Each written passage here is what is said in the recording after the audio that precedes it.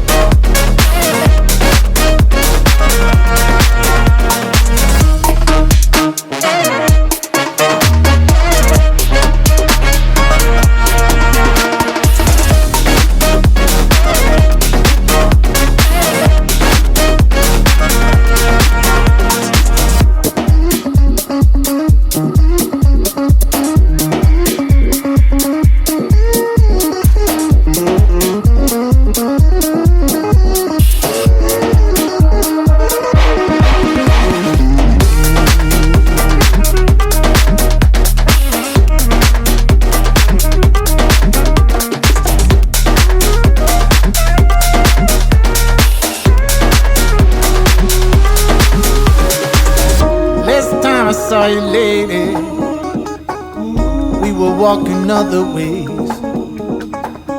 Now listen, ain't it crazy?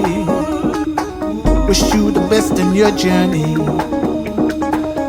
Last time I saw you, lady, last time I saw you, we were walking other ways, walking other ways. Now listen, ain't it crazy?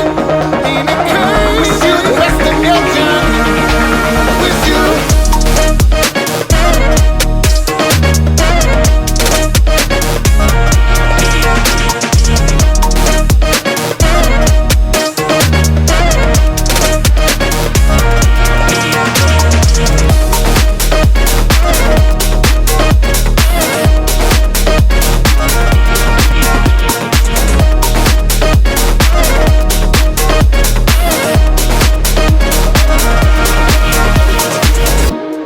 Welcome back to Progressive E. Hey guys, hope you're well and safe. This is our review of the Dorado Expert 37 forks. So, Jared, give us a rundown on these forks. Okay, so we've been running the bombers. A little bit more detailed than the bombers with how these work. These are kind of a little bit set up more like a monotube, but a twin tube design inside that. It's still an air fork as well. We have kind of a little bit more of adjustment. It's similar to like the Fox 40 where you have your high speed and low speed compression and rebound. We basically maxed all that out. There's also, I don't think it's really applicable to the Suron, but there's basically a thing called the TSR valve, which is a trail side release valve. It's a little Allen key screw, so most people aren't really going to carry tools on them on the trail, but you can basically bleed the air off if the shock isn't doing what you want it to do. That's more for your gearly mountain bike riders than it is for Suron riders. I'm just kidding, mountain bikers, it's okay, it's okay. There's a certain place in my heart there for you somewhere, it's all right.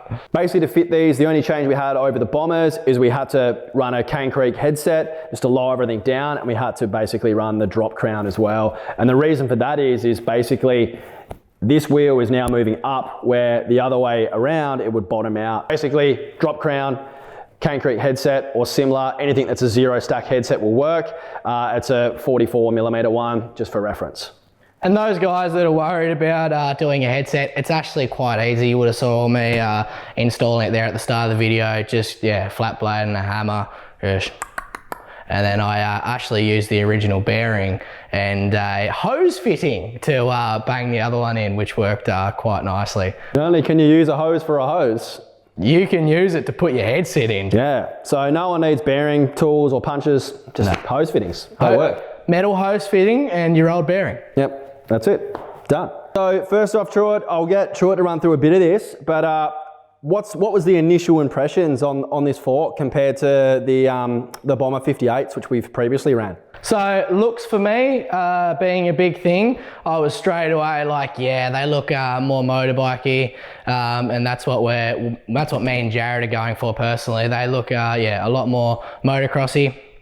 Being a upside down fork, so I was stoked on that. So probably another thing to add too is like compared to the bombers, like we normally max max them out completely, and we had to do the same on this as well. So we're running basically 110 PSI, 105 was recommended to be the max. This is quite a heavy bike build. Haven't actually weighed it, but we probably should.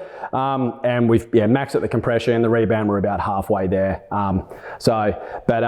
Plushness wise, it's super plush, isn't it? It's very plush. Yeah. It definitely takes those impacts a lot better than what the bombers do. A lot better. Yeah, and it has a thing called like hydraulic bottom out control, which I'm guessing, which is basically how it tries to use the oil to kind of give you this really like plush bottoming out effect.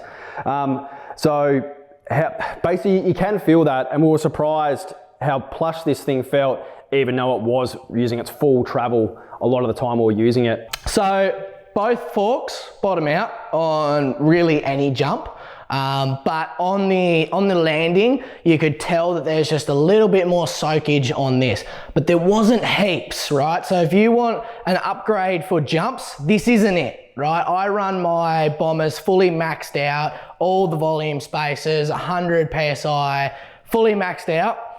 And they're very similar on landings and takeoffs, right? These sort of soak it just that little bit more, so especially on a sharp takeoff, they'll soak it just that bit more, but they still both perform the same on jumps. But where they shine, Jared? Yeah, so one thing that's interesting is Truett's bike is very, very stiff. The best way to think about it is like a super lowered car with coilovers. It's very bumpy and it's very hard. And that's just for jumps. Yep, so like as Truett said, jumping, they kind of felt exactly the same, and Truett's bombers are a lot stiffer than what mine were, but this thing is so plush on everything else. So look, I think when you've got a stiff bike, you're obviously going to have better turning and better handling, so obviously you got to give some to get some back, but on the rough stuff, this is just such a nice fork. So things like arm pump are reduced.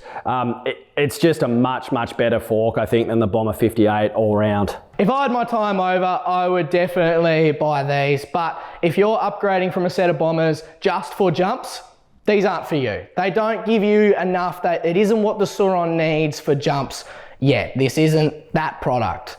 But handling wise and feeling wise on those really rough terrains and reducing on that, even around the track, reducing on that arm pump, massive on these forks. Yeah, it is a huge difference really. So, but like we said, me and Truett both agree there needs to be another fork manufactured purely for these Surons that is, you know, a really good all-rounder for jumps, and I suppose most people are going to ride these on single trail, but basically we need another fork that's developed that, you know, is this kind of mountain bike style. I don't think the KX85 forks still really cut it, just because they are so heavy, and obviously you do need a fair bit of work to make them do everything you want to do, but I think someone needs to design something and make something that kind of, you know, feels Truett's needs for like the biggest jumps you can possibly hit without breaking anything, and you want something that also does single trail well. So there's definitely a gap in the market that needs to be filled. I think these are excellent. I think me and Truett both agree that these are a huge upgrade from the D&M or the KKE forks. And if we were going to upgrade from the original Suron forks, we would definitely go with these first. Probably another thing to mention too is, after doing some shopping around and looking at the prices, these actually are the same price as the bombers, and these are more like a Fox 40 competitor, except these actually are rated for an e-bike weight. I can't find what the weight is. I did read it was around about 60 kilos, but I can't find what that is, so don't quote me on that figure. But they do have a big tick to e-bike rated, where the Fox 40s don't have that tick for e-bike rated. And same with the bombers. Yep, yeah. Same with the bombers as well. Yeah. So if you're making that decision between a set of Fox 40s or a set of bombers, go these every day of the week. But as I said, they're still not the fork we need for those big impacts. Definitely. So if you're a single trail rider, this will be excellent. If you're going to do like standard kind of mountain bike style jumps, these are still going to cut the mustard. But if you're going anything bigger than that, like you want to go to the MX track, these probably just don't cut it. You can interchange the, you can actually remove the air spring and run the coil in this if you wanted to. That would be a good idea, I suppose, if you go on the bigger stuff, but I still don't think they're beefy enough for the large impact jumps. So if you guys want to pick a set of these up yourself, Vector e-bikes have given us a cheeky little discount for you. It is progressive-E. No kickback to us. We said give you guys the best discount possible. We don't need a kickback, just to help you guys out. So yeah, Put that code in on checkout and you should get a cheeky little discount. And it's probably worth noting that looking around, they basically had the best price on these forks that I could find. So definitely check them out. I know that Vector's basically going to start looking at a fair bit of stuff for the Suron market as well. They're a manufacturer in Germany. So yeah, definitely worth checking out. So what do we got coming up, Jared? So basically we've got EBMX X9000 versus KO S-Spec controller and Pro controller versus BAC 8000, all running on the KO RS motor, and we're also going to do it on the stock motor as well. We're going to get a few riders in, so we get a lot of different opinions.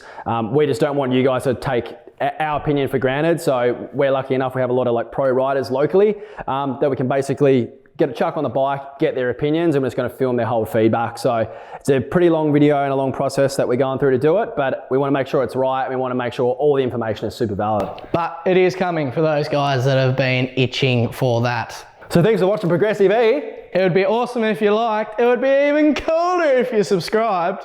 We'll see you in the next one. Woo!